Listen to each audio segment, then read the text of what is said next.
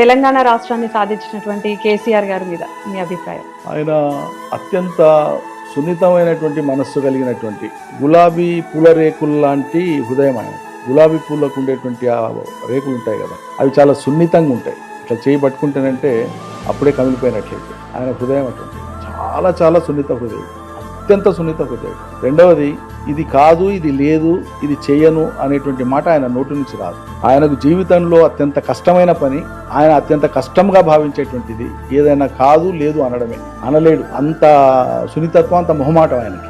యువతలి కోణం తీసుకుంటే ఒక రాజకీయ నిర్ణయంలో కానీ నిర్ణయానికి వచ్చే వరకు తొందరపాటు ఉండదు ఆయనకు. ఒక నిర్ణయానికి నిర్ధారణకు వచ్చేదాకా ఎటువంటి తొందర ఉండదు. చాలా సమయం తీసుకుంటాడు, చాలా సంప్రదిస్తాడు, చాలా ఆలోచన స్వీకరిస్తాడు, తర్జన భర్జన చేస్తాడు, డిస్కషన్ చేస్తాడు. ఒక్కసారి ఒక నిర్ణయం తీసుకున్నాడంటే అవతల కుటుంబ సభ్యుల, ఆత్మీయుల, నిత్యం పక్కన ఉండే వాళ్ళ ఇవేవి చూడాడు ఆయన.